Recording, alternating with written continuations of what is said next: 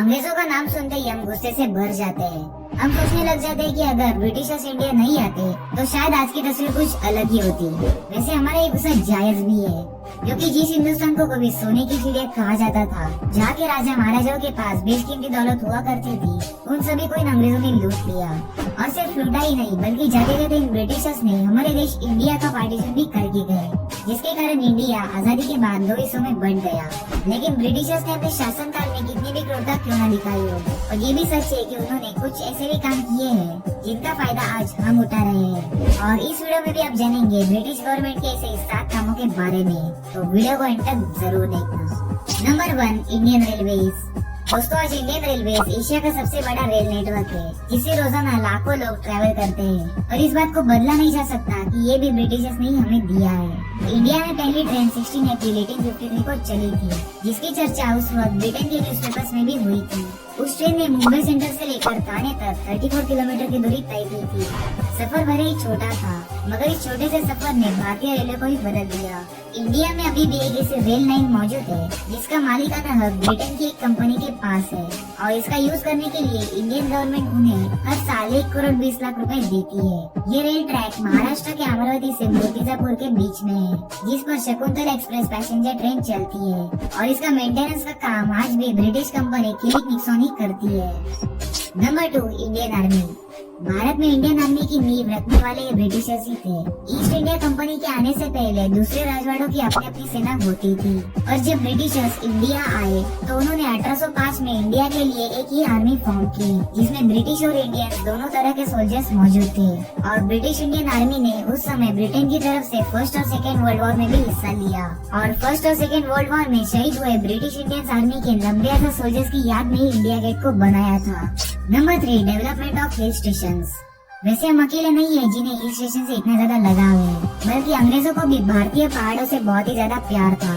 और ये इसी प्यार का नतीजा है कि इंडिया में ऐसे कई सारे हिल स्टेशन हैं जो हमारे सिटी से कई मामलों में आगे हैं। कहा जाता है कि ब्रिटिशर्स को शिमला में उनके देश की तस्वीर दिखाई देती थी। उन्हें शिमला इतना ज्यादा पसंद आ गया था कि उन्होंने इसे इंग्लैंड की सिटी जैसे बनाने की कोशिश की थी। शिमला अंग्रेजों की समर कैपिटल थी, और वहाँ आसानी से पहुँचा जाए इसलिए उन्होंने शिमला कालका टॉय ट्रेन भी शुरू की थी, जो आज भी शिमला में आने वाले टूरिस्ट की फर्स्ट चॉइस है। वैसे शिमला अकेला ऐसे हिल स्टेशन नहीं है जिसे ब्रिटिशर्स ने डेवलप किया था। लैंसडाउन भी एक ऐसी जगह है जिसे इन्होंने पहाड़ों को काटकर बसाया था। इसके अलावा उत्तराखंड की राजधानी देहरादून से लगते मसूरी में भी अंग्रेजों ने कई सारे आलीशान घर बनवाए थे। उस वक्त अंग्रेजों ने मसूरी में 2 बार ट्रेन ट्रैक्स बिछाने की कोशिश की थी, मगर पहाड़ गिरने की वजह से सुरंग का काम पूरा नहीं हो पाया।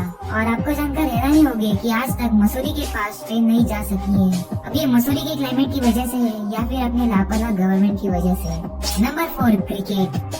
दोस्तों, भले ही क्रिकेट इंडिया का नेशनल गेम ना हो, लेकिन जब क्रिकेट का मैच टेलीकास्ट होता है तब पूरा इंडिया मानो तमसा जाता है। और जब मैच इंडिया पाकिस्तान के बीच हो तब ये सिर्फ एक गेम नहीं होता, बल्कि इन दोनों दुश्मन देशों के बीच का इज्जत का सवाल होता है। वैसे मैच हारने के बाद टीवी फोड़े पाकिस्तानी तो आपको जरूर याद होंगे। खैर ये सब छोड़िए, पर क्या आप जानते हैं कि क्रिकेट भी हमारे देश में अंग्रेजों ने स्टार्ट किया था। जी हाँ, ये पहले क्रिकेट टाइम पास के लिए खेला करते थे। वैसे माना जाता है कि इंडिया में क्रिकेट की शुरुआत 1721 में हुई थी, लेकिन ये भी सच है कि 1792 के पहले इंडिया में कोई भी क्रिकेट क्लब नहीं था। कोलकाता के ईडन गार्डन्स में उस समय पहला क्रिकेट क्लब शुरू किया था, और तब हम इंडियंस की एंट्री बैन थी। हालांकि इसके 5 साल बाद बॉम्बे ने अपना पहला क्रिकेट मैच ऑर्गेनाइज करवाया था, जिस मैच में पहली बार हम इंडियंस के अपने हाथों में बैट को पकड़ा था। Number 5, British architecture. अंग्रेजों की दी चीजों की बात हो तो अपने देश में ब्रिटिश आर्किटेक्चर के दिए नमूने ना हो, ऐसा कभी हो सकता है?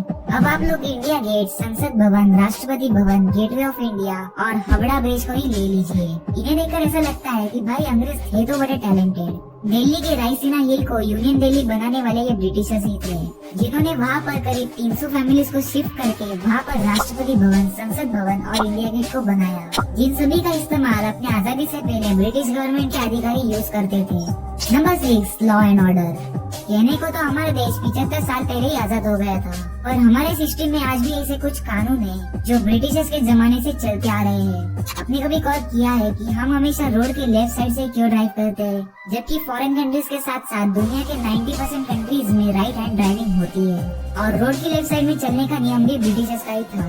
इसके अलावा इंडियन पुलिस जो खाकी ड्रेस पहनती है, उसे भी ब्रिटिशर्स ने ही शुरू किया था।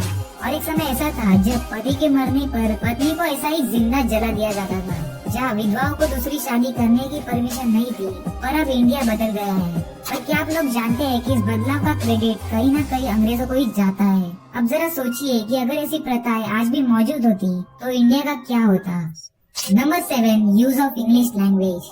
ये लोग जब इंडिया आए थे तो अपने रहन सहन, पहनावा और भाषा को अपने साथ लेकर आए थे। शुरुआत में ब्रिटिशर्स ने इंडियन राजाओं से कम्युनिकेट करने के लिए हिंदी और दूसरी लोकल लैंग्वेज भी सीखी। और जब ये अंग्रेज अपने देश पर राज करने लगे तो उन्हें समझ आया कि अगर उन्हें इंडिया पर राज करना है तो यह अपनी भाषा को ही लाना पड़ेगा, वरना अपने कानून वो अच्छे से लागू नहीं कर पाएंगे। और यही ध्यान में रखते हुए 1835 में किंग के आदेश पर ईस्ट इंडिया कंपनी की ऑफिशियल लैंग्वेज पर्शियन से इंग्लिश कर दी गई। और उसके बाद इंडिया में प्राइमरी और सेकेंडरी स्कूल्स को खोला गया। यही नहीं बल्कि अच्छी इंग्लिश पढ़ने, लिखने और समझने वालों को ब्रिटिश गवर्नमेंट ने अच्छी पोस्ट पर रखा, जिसके कारण हमारे लोगों को लगने लगा कि अगर वो इंग्लिश लैंग्वेज को सीखे तो उनकी लाइफ सुधर जाएगी। आजादी के बाद सर्वे हुआ तो पता चला कि इंडिया में 0.7% लोग ऐसे थे जिनकी फर्स्ट लैंग्वेज इंग्लिश ही थी। और आपको ये जानकर हैरानी होगी कि आज 125 मिलियन लोगों की सेकेंड लैंग्वेज इंग्लिश ही है।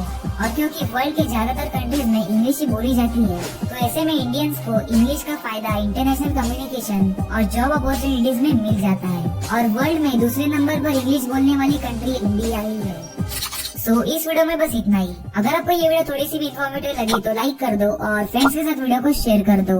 एंड अगर आप एडीफैक्ट चैनल पे न्यू हो तो प्लीज सब्सक्राइब, क्योंकि इस चैनल पर ऐसी बहुत ही अमेजिंग वीडियोस आने वाली है। और एक अच्छा सा कमेंट भी कर देना। तो मिलता हूँ एक और न्यू इंटरेस्टिंग वीडियो के साथ। तो अभी के लिए tata, bye bye and thank you for watching this video.